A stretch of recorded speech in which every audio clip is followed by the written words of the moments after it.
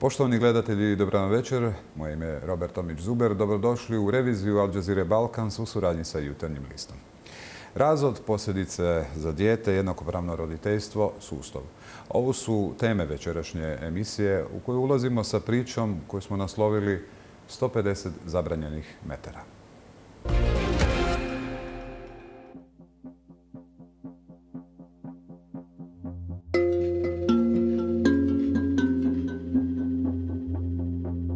Kako započeti priču o kojoj čini se gotovo ništa ne smiješ reći? U kojoj majka staje uz oca svoje unuke, nasuprot svoje kćeri.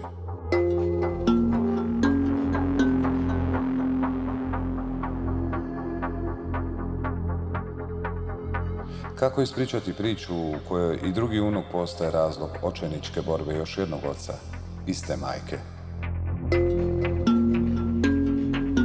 Kako ispričati priču u kojoj pravila igre određuje samo jedna osoba, a svi ostali hodaju unutar 150 metara zabranjene priče?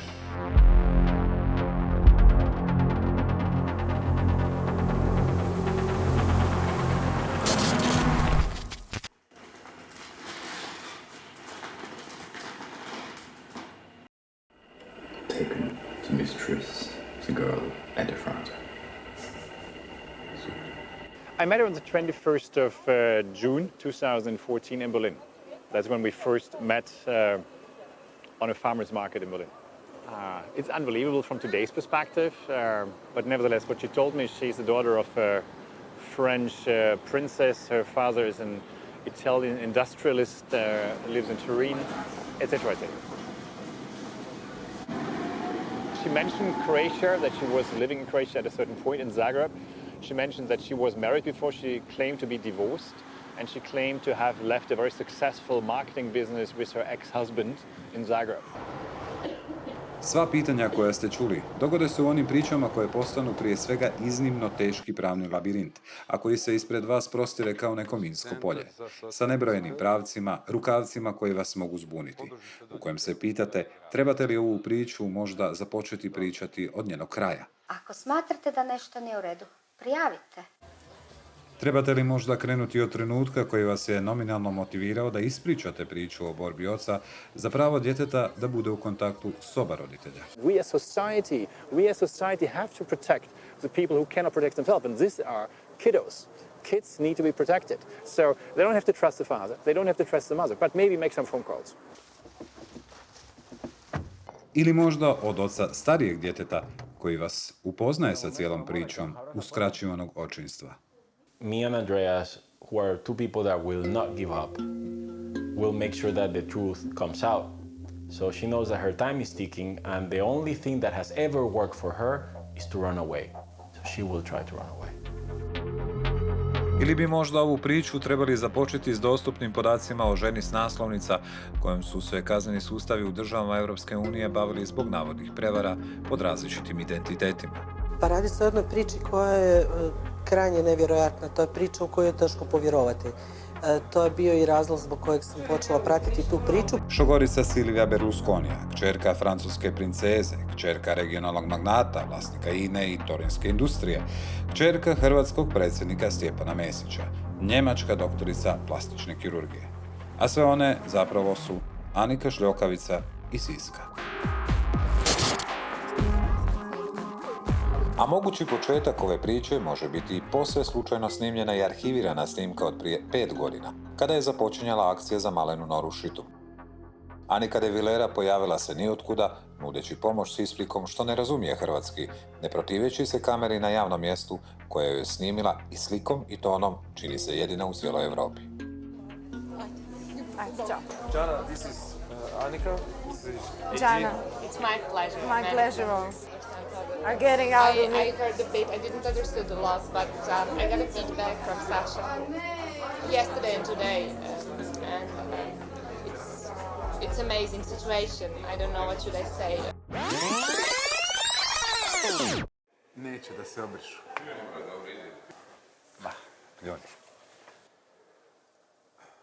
Slučaj postaje jedna od onih priča koja još uvijek nemaju pravi sudski epilog, a interes novinara biva sve veći.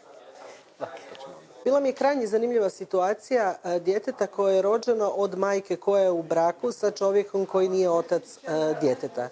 I način na koji je majka uspjela izmanipulirati cijelu tu odredbu o presumpciji bračnog očinstva i na konto toga otići s djetetom, prekinuti svaki kontakt djeteta sa biološkim ocom koji je zainteresiran, iako svjesna da već nekoliko godina sa svojim zakonitim mužem i pravno formalno ocem djeteta nije bila ni u kakvom intimnom kontaktu. Andreasa Gerdesa upoznali smo prije nekoliko mjeseci istim povodom kao i kolegica Turčin. Svoje stavove temelji na obilatoj dokumentaciji za koju tvrdi da je vjerodostojna i već gotovo godinu dana dostupna hrvatskim institucijama. No, ipak svoju priču počinje sa upoznavanjem uspješne poslovne žene, kćeri francuske princeze, doktorice medicine, kako mu se predstavila Anika Šljokavica. So she came up with a story which surely sounded interesting, yeah, so I'm sure otherwise I wouldn't be sitting here today. And she is very gifted, so she has an amazing communication skill set and she has a fantastic way to present herself. Her behavior didn't correspond with claiming to be financially independent and having millions and this, which I wouldn't care about, but nevertheless it didn't add up in the way how she acted. I have not had any contact with Gustavo. The first time I saw him was when he showed up at the door in Berlin. She pretended to be scared for her life, claimed that he's a Mexican terrorist and that he would be threatening her. She called the police, claimed that he would kill her. All I experienced was somebody who, with another guy, was in front of the door and he asked to see his son. Odlučili smo zajednički posjetiti meksičkog teroristu koji danas živi obiteljskim životom u Varaždinu sa svojom novom partnericom.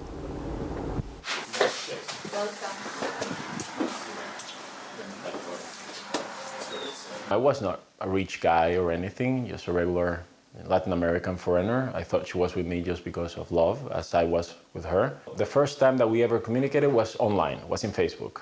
And she invited me to her party as well, and I went to that party, and that's how we met, in Berlin. I actually went to visit her in the clinic, and everybody thought she was a doctor. So they were talking to her as Dr. Šljokavica. I married a doctor, I thought she was a doctor.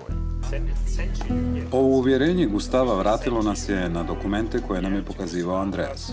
U njima među inim navedenim kaznenim djelima jesu i ona lažnog predstavljanja kao liječnice. A ove optužbe i presude dio su argumentacije odluke o deportaciji Anike Šljokavice iz Njemačke 2010. No, Gustavo tvrdi kako je u Zagrebu odlazio u jednu od bolnica u posjet svojoj supruzi, liječnici na posao. Krenuli smo istraživati koja bi to mogla biti bolnica i poziv po poziv dolazimo do podataka, do sada nepoznatih, koji doista čovjeka osupnu. Upravo je ovdje u bolnici Sestara milosrdnica u Zagrebu na samom početku zagrebačkog života Anike de Villere i Gustava de Villere, prema čak 4 neovisna izvora koja su odlučila biti anonimna, Anika de Villera navodno figurirala kao doktorica plastične kirurgije. Naime, za jednu švedsku medicinsku tvrtku koja je radila sa medicinskim potrepštinama i proizvodima, testirala je nešto što su nazvali prijevoje za rane. No, nisu anonimni svjedoci jedini koji ovako što potvrđuju. Učinila je to, vjerovali ili ne, i sama Anika de Villera. Vratimo se opet 5 godina unatrag. U priču u kojoj je Anika de Villera napočene roditelje pokušala uvjeriti da će im putem nje pomoći ni manje ni više doli sama Oprah Winfrey. Roditelji su se u tom trenutku zahvalili na pomoći. Naš susret po njihovu povratku iz Amerike bio je obilježen razgovorom upravo na tu temu, ne mijenjajući nimalo svoj stav, nikada ne odustavši od toga da ne zna hrvatski jezik, da poznaje sve te ljude i da je liječnica, kirurg. Toliko uvjerena u sve što izgovara da je to, kako rekao smo, i sama izrekla pred našom kamerom. I will see opportunities and possibilities because I personally support always. I'm a medical too. I studied medicine. I'm a surgeon and then the life brought me that I do something else. No, nije ovo jedina navodna obmana ove gospođe. Samo upisivanje imena Anika de Villera na internetskim preglednicima dovodi vas do članaka o njenim navodnim prevarama unutar Evropske unije.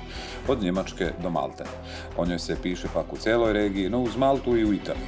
Jedan dio dokumentacije o njoj pribavio je i Andreas Gerdes od strane berlinskog tužiteljstva, koji mu je dostupan za proces navodne prevare i njega samog u Njemačkoj. I upravo tu prvi put vidimo alijas koji odzvanja. Doktorica Anika Mesić, kćer tadašnjeg hrvatskog predsjednika Stjepana Mesića. koja prema ovoj dokumentaciji priprema veliki višednevni skup na otoku Braču, Svijet u gostima Hrvatskoj, a koji će platiti hrvatska vlada. Doktorica Anika Mesić ne pojavljuje se samo u ovim dokumentima. Pseudonim kćeri hrvatskog predsjednika Stjepana Mesića, Anika Šljokavica, spominje se i u njemačkoj odluci o deportaciji iz 2010. godine. Nekoliko puta. Da to nije bila jednokratna priča, govori i očiti falsifikat dokumenta Rodnog lista u kojem je bivši predsjednik naznačen kao njen otac. Kad se počelo vrtiti ta priča i kad sam počela istraživati, a dosta sam radila na toj priči, priča je postajala sve nevjerojatnija baš zbog prošlosti same Anike de Villere i niza dokumenata na koje sam naišla i do kojih sam došla, koja je ukazivala na jedan određeni broj sumnji na vrlo ozbiljne prijevare i prijevare koje su bile krajnje neobične. And she disappeared. That's when she changed address, because I visited her once in Berlin. And after she changed address, I spent 15 months without seeing knowing where he was, until she called me and told me what the address is, and I went there. She invited me to go there to see our son. And when I get there, I'm at the door, she calls the police. I realized that there's some communication where he brought up to her that she does not want her new boyfriend to know who she really is. That led me to ask a friend of mine to contact him, communicate, find out, contact him. So yes, and then a month later I learned that she is pregnant. And then her mother reached out and said, yes, welcome to the family, and you should know more information. And then her mother started sharing documentation with me. Her husband shared documentation with me. Wow, I remember that. Anika je već trudna s Andreasom i nekako se ipak uspostavlja privremeni neki red. Gustavo na Malti ipak ima prilike vidjeti svoje dijete. No ubrzo nakon poroda nastaju novi problemi. Iako je upisala u bolnički rodni list Andreasa, ona je malteške države upisuje Gustava. I unatoč DNK testu koji je utvrdio da je Andreas, a ne Gustavo otac. Anika naime, nakon berlinske zabrane izlaska sa starijim djetetom iz države, unatoč novoj sada malteškoj zabrani izlaska iz zemlje s mlađim djetetom, uspijeva ishoditi čak 2 putovnice i odlazi u Hrvatsku. Prvu dobiva bez znanja bračno presumiranog oca Gustava, drugu uz izjavu zagrebačkoj policiji da je putovnicu izgubila, iako je deponirana na malteškom sudu.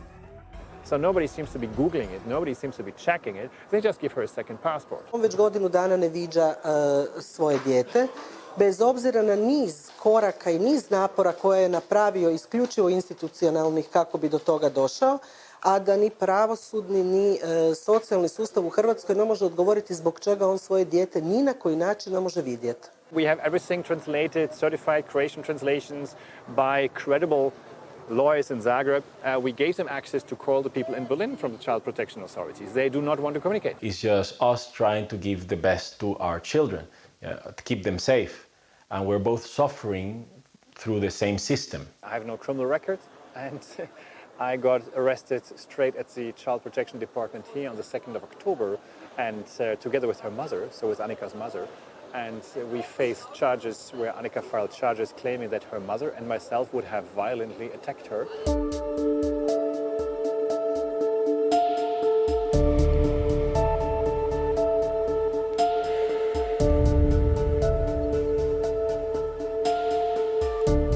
I rekao ajde da ti pokažem stan otprilike ili zgradu ili prozore ili znate šta, to je strašna stvar.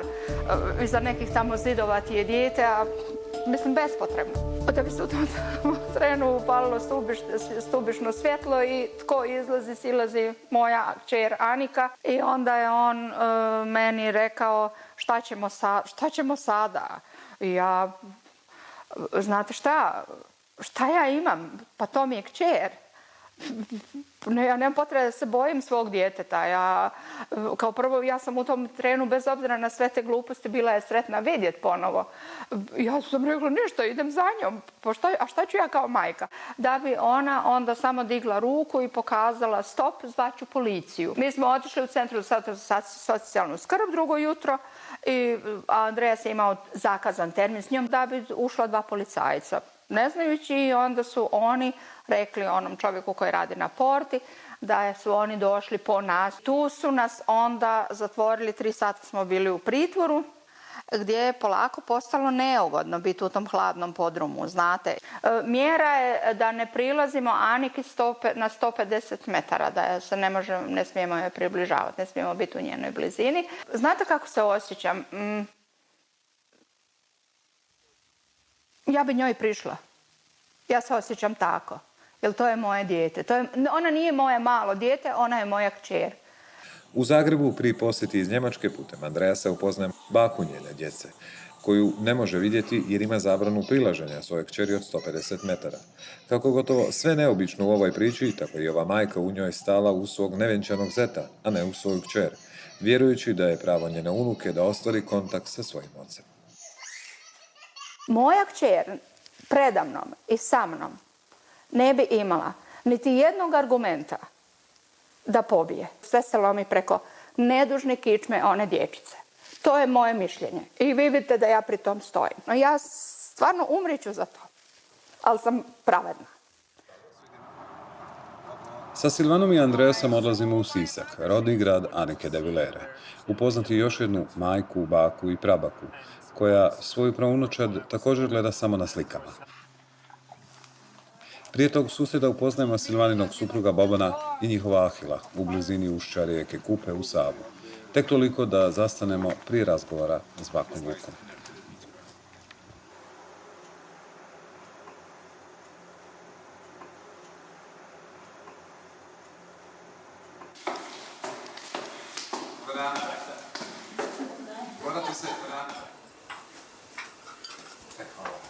Teško je tu biti pametan. Čuva Božja majka da je opameti, tad ne je pameti. Kad sam ja nju nazvala, kada sam pročitala novine i samo sam je rekla ovako, rekla, ala šta bi s tobom sram te bilo, pa rekao, kakva ti bi curica i cura, šta ti se desi, ko te pokvari, rekao, šta posluša, rekao, ma ko te, rekao, tako preodgoji. I ona uze i poklopi slušalicu i nikad od tada više nije mi se javljala, niti ja više znam o njoj ne znam ništa. Ne znam, samo se bojim da ću umrijeti, jer ne može ni moje srce više podnijeti, da ću umrijeti, a da i neću vidjeti. A jednako i volim, jer to je moja Anika rodila. To je moja krv. Ona njih da rodi 10. Mene se ne tiče, to je rodila moja Anika, to su moja praunučad. Bojim se da nećeš joj dozvoliti da ona vidi kad je dobiješ da dočekat, ne mogu da je dobiješ da je vidiš, da vidiš svoje dijete, sunce moje, pa gdje to ima? I will never do that. I never did it before.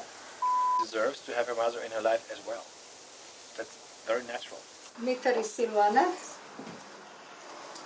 Ovo je Gustavo i mali šta mi uradi? Ona će me uzeti strpati prije reda.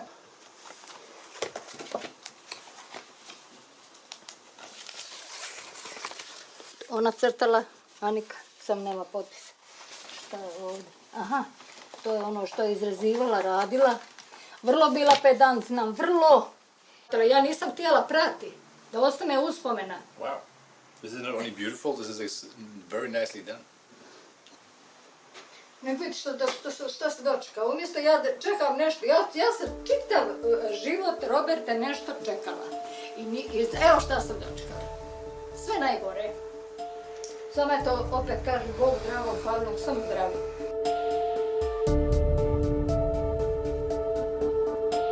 Za to vrijeme dotadašnja mjera nadzora viđenja starijeg djeteta Aniki je ukinuta, a Gustavo se, obzirom na iskustvo u Njemačkoj i Malti, boji da se ponovno ne dogodi bijeg. We were in a court case in Germany. She went to Malta. We were in the middle of a agreement in social services where she actually signed again in Croatia everything what we had signed in Malta, and she still came and tried to take him away. I already spent 15 months without seeing him. I don't want to go through that again. Just to show the authorities, see, I told you so.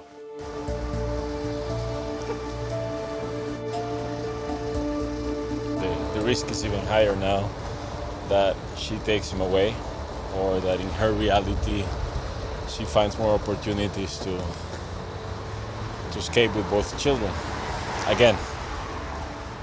And for my son, the best quality time that he could have with his mom right now is while she has an audience.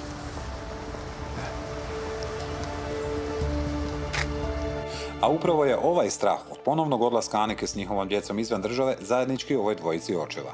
Nerijetkim protuodvjetničkim tvrdnjama kako je neopravdan strah od njenog odlaska u BiH jer nema osobnih dokumenata te države, ne vjeruju. Čini se s razlogom, jer njihova istraga pokazuje kako je Anika de Vilera imala i koristila osobnu iskaznicu BiH, te je u njen rodni list upisano državljanstvo te države. Iskustvo pak pokušaja odvođenja djeteta doživjela je i Gustavova vanbračna partnerica Diana za vrijeme njegovog službenog puta. Prvi, to jest drugi dan vrtića, dočekao nas je neki nepoznati gospodin ispred koji me zaustavio. Htjela sam doći do djeteta. U tom trenutku sam vidjela nju kako trči prema njemu. Taj gospodin me zgrabio odzada i pokušao me spriječiti da dođem do djeteta, u čemu je i uspio. Ona je zgrabila dijete, trčala je prema automobilu, uspjela je sjesti u automobil. Taj gospodin se naguravao sa mnom. Oni su se odvezli s autom, ja sam ostala u stanju šoka i sljedeća informacija koju imam da su ih uspjeli zaustaviti na cesti u blizini i da su ih priveli. This is the roundabout where the last incident happened last September, where the police, not when it happened, we're going now to the school, is where the police actually stopped Anika and arrested her for trying to take away. And I don't know this because I was there, I know this because every time that we used this roundabout for the first 2 months after the incident, he mentioned it. So it really left an impact on him. Rezultat ovog incidenta, iako se Gustavo vratio sljedeći dan s puta, odluka je centra kako se maloljetno dijete smješta, kolokvijalno rečeno, u sirotište. Tamo ostaje čak 2 tjedna bez hitnih mjera da dijete ne proživljava nepotrebni šok. We live in Varaždin. This orphanage is in Samobor. So we needed, the traveling is the least of our problems, but just knowing that the orphanage is in Samobor and that his house is in Varaždin, just that fact should tell them, red flags that this is not something that they should be doing. No tu nije kraj.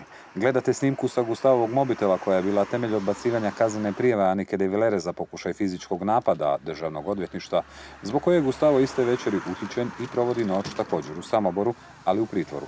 Naime, dan nakon incidenta u Varaždinu ispred samoborske dječje smještajne jedinice, Gustavo snima razgovor s Anikom pokušavajući je pitati zašto to sve radi.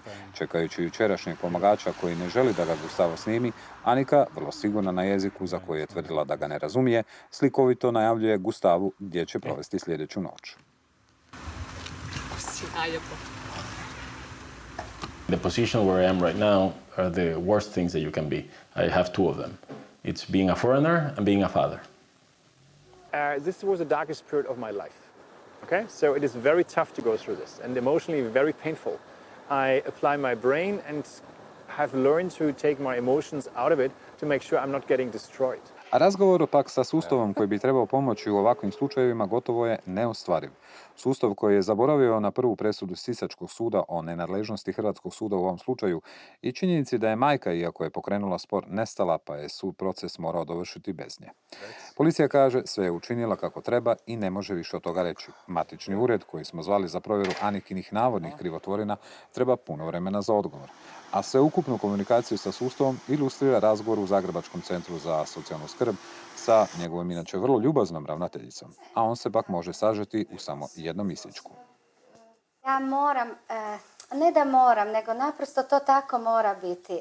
Znači, službena i profesionalna tajna i načelo tajnosti zaštite osobnih podataka je propisano.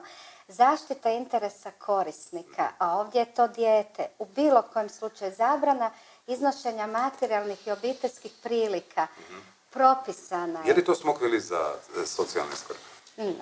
Ne, niti slučajno. Mi u ovom trenutku možemo ili ne moramo vjerovati na riječ Centru za socijalnu skrb da oni doista čine sve kako bi uspostavili normalne obiteljske odnose između majke, oca i djeteta. Činjenice govore da je prošlo više od godinu dana, da otac i dalje ne viđa dijete. Sve što mi možemo dobiti od Centra za socijalnu skrb je uvijek jedna te ista rečenica. Ovdje ja vidim najveći problem u tome da je prošlo godinu dana u životu malog djeteta u kojem dijete svog oca nije nijednom vidjelo i sada se postavlja pitanje kako će to izgledati u budućnosti, jer kad roditelj ne vidi godinu dana dijete, to je veliki problem. Apsolutno se slažem da identitet i privatnost maloljetnog djeteta treba zaštititi uvijek i u svakoj situaciji u kojoj je to moguće, no smatram da postoje interesi djeteta koji su važniji od apsolutne zaštite njegovog identiteta i privatnosti, a u ovom slučaju čini mi se radi se baš o tome. Jer mi ne pričamo o pravu oca da viđa dijete, mi moramo razgovarati o pravu djeteta da ima kontakt i viđanje sa svojim ocem, što to dijete nema. Šta bi bilo da taj roditelj, uopće nije bitno da li otac ili majka, da li osoba koja ide ostvarivati svoje zakonom i konvencijom zajamčeno pravo, šta ako nema novaca? Put od Malte do Hrvatske nije jeftin. Da se dogodi da on taj novac nema, on to ne bi mogao ostvariti. I tako sve ostaje u nekom krugu, u kojem, zaključujući ovu priču, moramo biti svjesni da joj nismo u cijelosti ispričali. Ne bez strane još jednog njenog protagonista, Anneke de Villere. Bez njenog stava ova priča nije potpuna, ali nije da se nismo trudili ponuditi i njoj da ga sama ispriča. She went away. She's calling the police. She's calling the police? Yes. Okay. Putem njene odvjetnice, vjerujući u mogućnost da čujemo i drugu stranu. No, čuli smo samo zgražanje nad činjenicom da se ova priča uopće snima i zabranu snimanja razgovora koju smo odlučili poštovati. Malo vam je signal slabi, da vas nazovem ponovo. Isto nam se dogodilo i sa njenim ocem.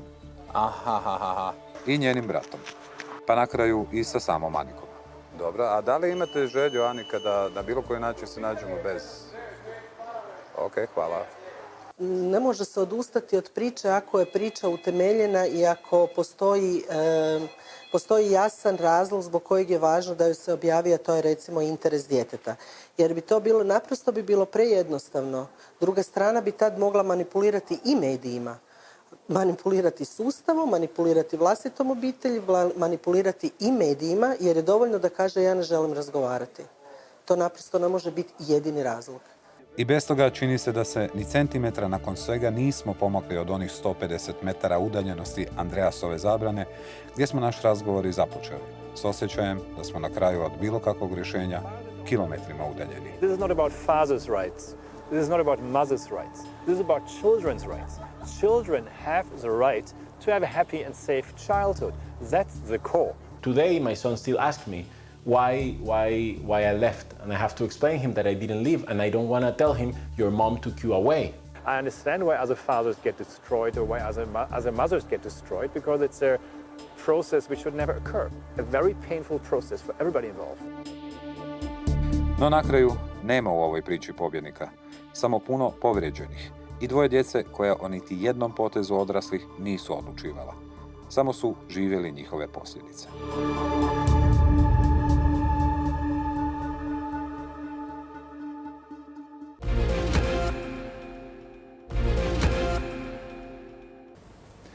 Poštovani gledatelji, dobrodošli natrag u studio revizije Al Jazeera Balkans.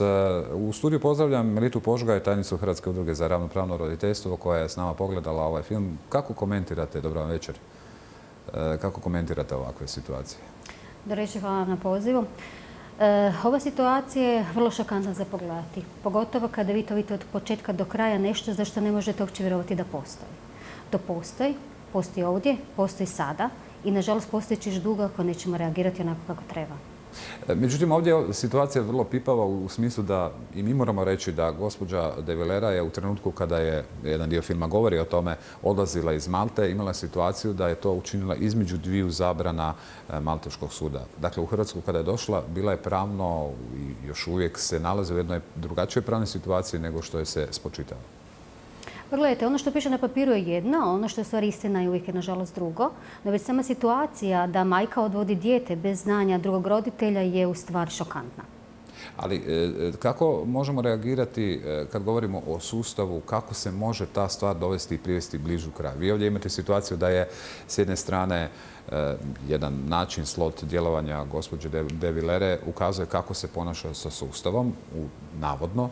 Mi jesmo provjeravali, tu možemo reći, i ovu maticu rođenih, dakle, koju smo prikazali, za koju nam je, moram pohvaliti, Ured državne uprave brzo ipak reagirao i rekao nam da upisani, dakle, otac Stjepan Mesić, kako je ovdje bilo prikazano, nije taj koji je mogao biti upisan u tu maticu rođenih. Dakle, mi imamo situaciju u kojem ne znate što može biti validativno od svih tih dokumenata koje je gospođa Velera, a s druge strane gospodin Gedes. Mi smo to išli provjeravati pa smo razgovarali i sa predstavnikom federalne njemačke policije, ali da s druge strane sada se brinu o mogućem odlasku iz države, da se vrlo lako mijenjaju identiteti.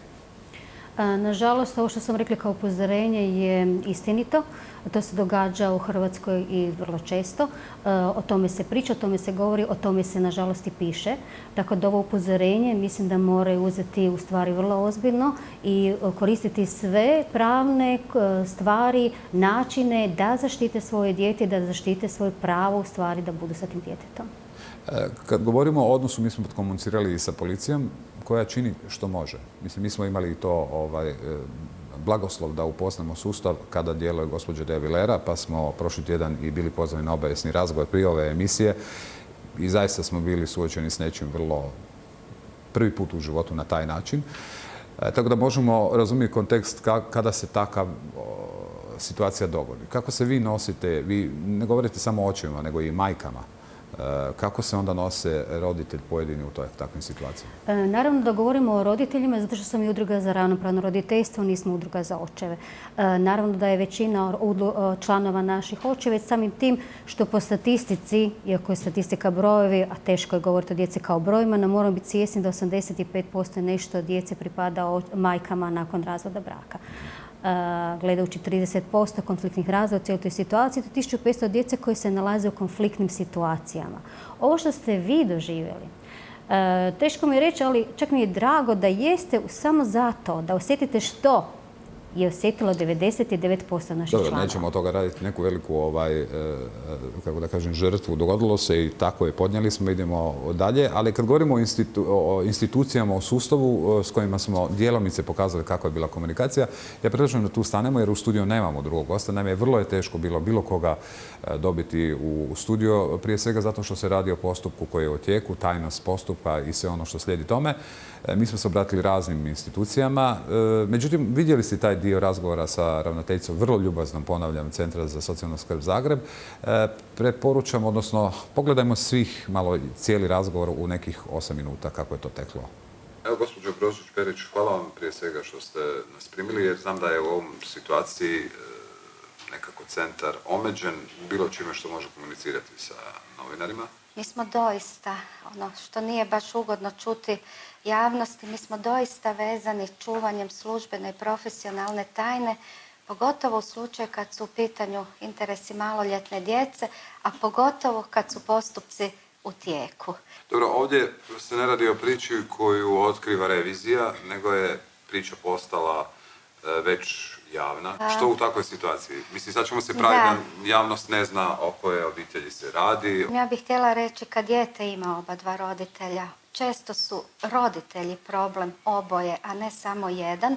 I tu treba institucije u zaštiti interesa djeteta, kolokvijalno rečeno, raspetljati u interesu djeteta na koji će se način riješiti odnos između roditelja, viđenja, susreti i ostalo na što dijete ima pravo. Sad, u tom smislu, što vi zapravo možete napraviti? Jer 27. ja se ispričavam 3. ja mislim bilo je i 2. mišljenje vašeg centra, neću govoriti koje je ime, koje govore upravo o viđanju. Što vi možete napraviti jer do tih viđanja nije došlo? Ovako, sad smo ušli u predmet i vi ste čak u onoj vašoj prijašnjoj rečenici naglasili da je javnost upoznata. Ja se ovdje moram ograditi, ne mogu pričati o konkretnom predmetu, o konkretnim datumima iz ovih razloga. Ne mogu komentirati konkretni datum. Što vi možete napraviti onda u situaciji kada jedan od roditelja nema mogućnost viđanja djeteta? On će pokrenuti postupak pred sudom. Dakle, mi ne možemo na nekakvi usmeni nalog ili na nešto riješiti te odnose. Mi možemo uvijek savjetovati, mi ih možemo uputiti. A možete vi predlagati? Mi možemo predlagati također u određenim situacijama, ali u ovim situacijama gdje stvari još nisu riješene, roditelji moraju krenuti sami. Da li centar može tu proaktivno djelovati? Može. Mi imamo dosta mjera koje možemo raditi iz naše ovlasti. Vrijeme prolazi, dijete nema i vezu sa jednim od roditelja i stvara se ta emocionalna nepovezanost. Kako vi kažete s pravom, ja mislim, i pravo djeteta da vidi svoje dijete. Uvijek. Nije se dogodilo. I šta sad? Moram reći da taj slučaj nije jedini. Dakle, to se nažalost dogodi često. Sad, kad je ovakva priča, odgovornost mora biti na roditeljima da shvate što rade djetetu ako u krivom smjeru i ako ne slušaju naše savjete. Mi imamo određene mjere. A ko će umjesto roditelja ako te odgovornosti nema? Mi ćemo bez brige. Dijete apsolutno uvijek treba biti u fokusu. A meni se čini da nije. Kod službi je.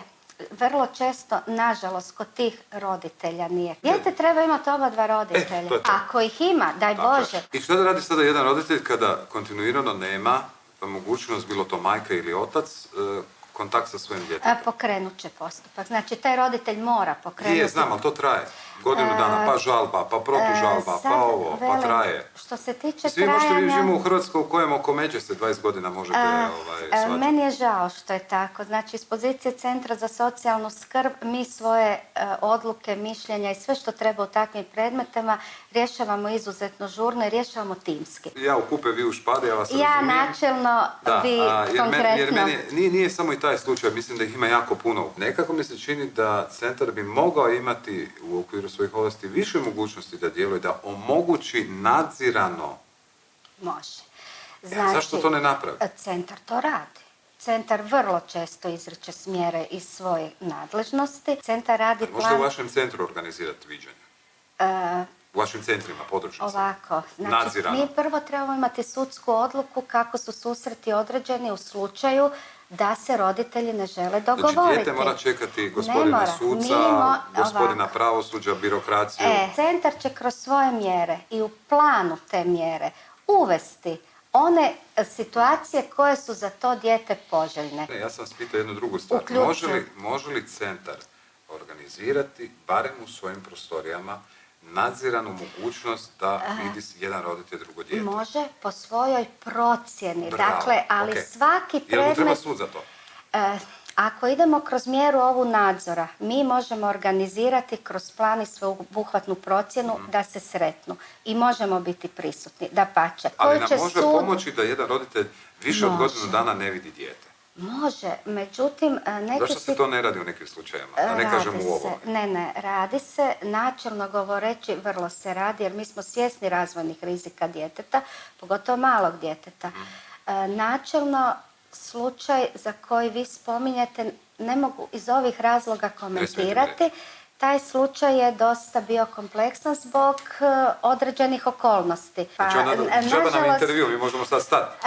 Jer ja imam puno pitanja koje su konkretna u postupanju centra. Kako da javnost u ovoj situaciji nečega što je slučaj postao nisam ga javnosti otkrio, kako uopće se validira vaš, recimo, Centar za socijalnu skrb, ako ne možemo ništa konkretno postaviti kao pitanje? Inspekcijski nadzor od moje ustanove, unutarnji nadzor, stručni nadzor. Znači, svaki naš predmet podliježe preispitivanju od strane nadležne institucije. Ja nisam socijalni radnik. Međutim, vi ćete ponoviti rečenicu koju moram. Ja moram, ne da moram, nego naprosto to tako mora biti.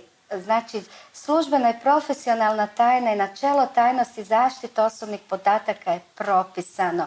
Zaštita interesa korisnika, a ovdje je to dijete, u bilo kojem slučaju zabrana iznošenja materijalnih i obiteljskih prilika propisana je. Je li to smokvili za socijalne skrbi? Ne, niti slučajno. Zato što, evo, vi kažete nešto, ja moram vama sad vjerati, centar je bio super. Ovako, slobodno mi vjerujte. Znači, slobodno mi vjerujte, centar nije od jučer. Centar za socijalnu skrb postoji. Ali centar svi griješi.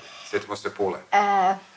Ja ne mogu komentirati tuđe slučajeve pogotovo. Ali im se dogodi situacija da jedan od ove djece jednog roditelja završi 15 dana u domu nepotrebno. Ovako, opet smo na konkretnom slučaju, ne komentiram jedno dijete 15 dana nepotrebno. Znači, kad god se donese bilo koja odluka od strane centra, ona nikad nije od jedne osobe, ona uvijek timski određena. kako da sad izgovorim da ne komentiram konkretni slučaj. To je malo meni ja ću vam se onda... granica, međutim zakonske pretpostavke moraju biti zadovoljene. Dobro, ja sam još puno pitanja htio postaviti, primjerice da li ste kontaktirali maltešku socijalnu službu, ali ako kaže Malta, onda znam koji je slučaj, ako kažem Njemačka, Berlin, opet se zna koji je slučaj. Ja ne znam, ja sad više ne znam, ne da moram, ali je stvari u tome da ja vam se moram zahvaliti na ovom razgovoru, jer mislim da ono nema smisla, dovodi i vas i mene u neugodnu poziciju. Ja pitam, a vi... Ne, mene ne dovodi u neugodnu poziciju. Mi smo otvoreni medijima... Ne, pustimo rečenicu. Mi smo otvoreni medijima u smislu govorenja što centar radi, prezentiranje rada na načelnoj osnovi. Sad će biti... To je problem načelna osnova. Ali gledajte, zaštita korisnika... Znate, život se sastoji, vi ćete se složiti, od konkretnih situacija. Svako dijete je konkretno i svaki naš korisnik je konkretan, ali vi kao i svaki građanin, vi ste novinar, ali svaki građanin, svaki novinar, u krajnjoj liniji, ako smatrate da nešto nije u redu, prijavite. Evo ga, gospođo Požgaj, kako komentirate ovaj razgovor sa gospođom ravnateljicom? Tu smo ostali na kraju i zbog nje i zbog nas. Zaustavili smo daljnji razgovor jer doista nije imalo smisla. Gospođa je vrlo dobronamjerna. Ona ima namjeru vama odgovoriti na vaša pitanja, ali ona nije odgovorila na ono glavno pitanje. Zašto to dijete godinu dana nije bilo svog oca? Vi ste bili vrlo konkretni. Pitanje je bilo vrlo konkretno. Vi odgovor niste dobili. Tako se postavlja, nažalost, u većini slučajeva djelatnici socijalne skrbi kada dolaze roditelji koji postavljaju točno određena pitanja. Da, tu informaciju nismo ni na koji način mogli dobiti ni od koga iz bilo kojeg dijela sustava. Čak i ono što dođe u off razgovoru, nakon što se ugase kamere, ni tada, moram priznati, je gospođa ravnateljica bila vrlo principijelna u tom dijelu, čuvajući pod tim egidom zaštite maloljetnog djeteta. Je li to, ja jesam možda naglo rekao, ali mi se čini da ima smisla, je li to smoking list? To je i kolegica Turčin u filmu propitkivala odgovarajući na moje pitanje. Pa znate šta, ja čak ne bih rekla smoking list, on je premali za to, ja bih više rekla bučin list, koji je daleko veći. Jer to ima prikrivanje svega i svačega, a sve pod sloganom za dobrobit djece. Vi imate situacije da jedan veliki problem ravnopravnosti roditeljstva, dakle i majki i očeva, da je jedan teška borba, ono što je rekla gospođa Ljubica Vrsaljko, odvjetnica i bivša pravobraniteljica, odvjetnica gospodina Gerdesa, što kad on nema novaca? Točno. I kako se bori sa sustavom? Točno, ne bori se. Ne bori se jer ne može. I onda dođete u situaciju da on ne može. Znate vi koliko ima očeva kojima su žene, na primjer, odvele djecu, ne znam, Zadar, Šibenik, Split, Rijeku. I on ima onako po šabloni presudu svaki tjedan 2 sata, utorak i četvrtak i svaki drugi vikend. Znate vi što znači putovati 100 kilometara, a nemate novaca? Ne da nemate ljubavi, nego nemate novaca. Gospodin ima sreću da ima sredstva, da može ovo, ali da nema. Imate i situaciju da i ta neka, kako da kažem, daljnja borba, pa i neko istupanje. Vi ste imali nedavno i prosvjed ispred vlade. Čini mi se vrlo uspješno, mediji su ga dosta popratili, ali je i bilo reperkusija. Jedan od očeva je dobio tužbu jer je nastupio tamo od majke. Da, mi smo organizirali prosvjed kao i prošle godine, 15.5. za Međunarodni dan obitelji, nešto što bi u stvari htjeli pokazati što znači obitelj oca i majke naspram djeteta. Bili smo medijski jako dobro propraćeni, što nam je jako drago, što znači da se svijest o ovom problemu rađa među ljudima i to je jako dobro. Kako su reagirale one druge strane, većinom majke koje su gledale taj prosvjed sa neke negativne strane, imamo slučaj, nedavno nam je otac javio da ga je čak bivša žena tužila zbog toga što je pristao prosvjedu. Prosvjed bio miran, prosvjed smo mi naravno legalizirali, sve je bilo legalno, sa nikakvim sloganima koji su bili negativni, da pače. Dosta nezgodno je u tom pravnom smislu. Ja moram reći da se ovdje još jedna neobičnost dogodila, a to je da sam od čak 2 odvjetnička ureda, dakle kontaktirali smo sve koga smo mogli, evo i od policije smo dobili ono što sam vam rekao, da je sve napravljeno po zakonu i očigledno se trude koliko god mogu komunicirati s medijima.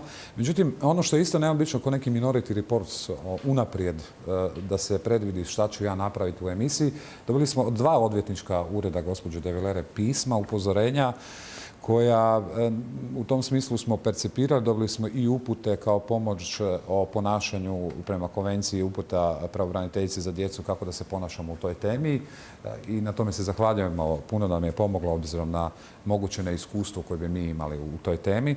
Ali ono što je zanimljivo je da je i u tom pismu, a i u nekim drugim demantima gospođe de Vilera u ovom slučaju odvjetnici sebi dopuštaju ono što zapravo tražu u demantijama, a to je da optužuju u ovom slučaju oca da koristi identitet malodobnog djeteta i pritom, čak u jednoj demantiju, oni korigiraju što je ispravno ime i prezime i mi smo i ovdje dobili u oba dopisa ime i prezime malodobnog djeteta, to naravno nećemo objavljivati.